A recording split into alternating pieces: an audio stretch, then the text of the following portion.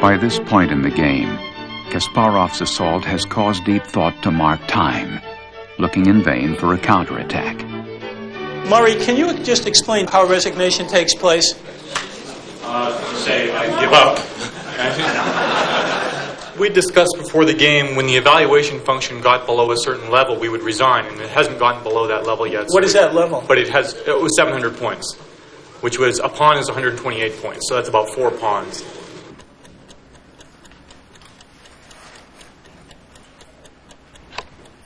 And then, after 52 moves, it was over.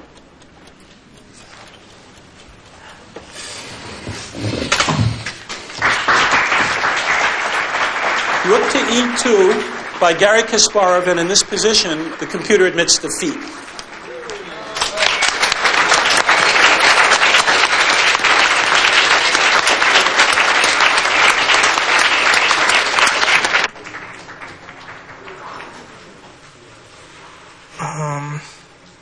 I think there's always there's a man versus machine element involved, because even at the beginning of history, people has always had fascination of creating his own equal, and this sort of a step toward that dream.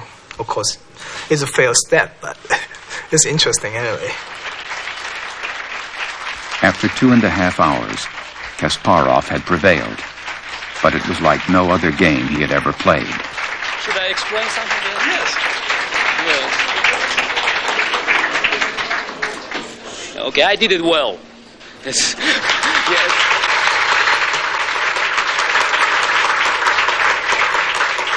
Before the first game, I was a little bit worried because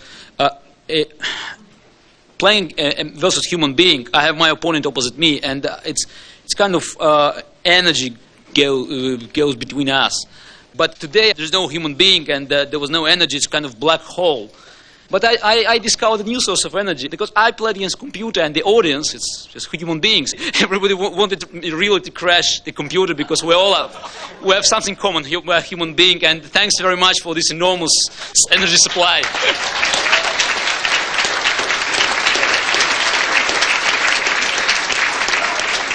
You know, people felt vindicated today, it seemed to me. We, humanity, had a common triumph. The computer people, of course, are always saying that, that their triumph is a triumph for humanity as well, and that isn't this, this is one more reflection of all the things that we, are capable of and what we can create. But we don't emotionally feel that way. I mean, we root for the lone Kasparov here. For many, the unthinkable had been avoided. For others, what lay ahead was the inevitable.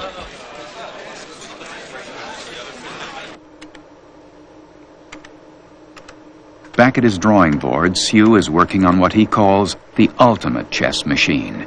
One that by running 1,000 chips in parallel will look at 1 billion moves a second and become champion of all the world.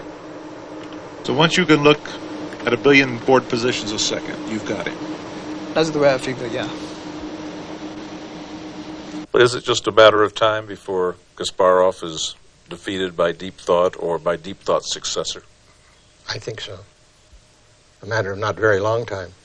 Yes, in the forever future, yes. Something that a 3-year-old will hold in their hand will beat the world champion. There's no doubt about that. It's inevitable. The machines are getting faster and faster, and humans are staying more or less the same. Absolutely. Without a doubt. Without a doubt. Many have said that Kasparov is the last human world champion. I don't know. We shall see when I lose my challenge. Because it will happen once. I don't know when, but it will happen. And then I understand that's the limit. Right now, there's no limit because I can win any challenge. And I have no doubt I didn't use my 100% capability. Not yet. It wasn't necessary. And probably that's a great pity for me, yes. I want to use it fully. And for right now, for me, I think it's the only chance is to face the computer with 1 billion operations a second. Within 5 years, I I will show my real chess, what real I can do at the chessboard. That's how it started in the first place, as a way to find out what man and machine could do at the chessboard, to find out more about computers and about ourselves. After all, when we get through with the mind, we will go back to how humans can feel. So machines, in fact, can't feel sad. They can't feel empathetic. You know, they can't feel sort of joyous and smile. They can't feel good when they get up. They can't feel depressed. So it turns out that those will be the real human things, and you can have your ability to think that will sort of pass in the night as the key thing. So it's only now that the key is sort of on the intellectual activities that we think that's all important. And maybe after 3 rounds, or maybe more than 3 rounds of this, we might rethink the whole situation and say, maybe the important thing isn't our uniqueness at all. Maybe the important thing is that we sit on this little pale blue globe, at least that's the way it looks from space, along with all the other creatures and the plants, and that's where we're going to live for a long time, and we better learn not how to be unique, we better learn how to live with the rest of nature, to be a part of nature.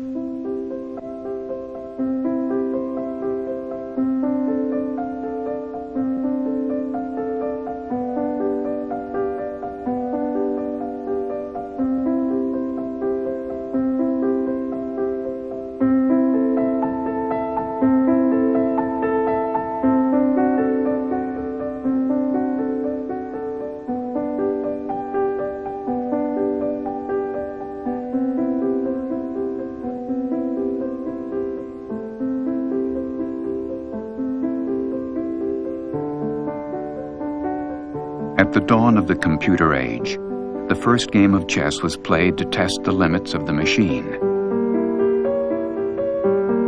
Now it's the machine that may be testing the limits of man.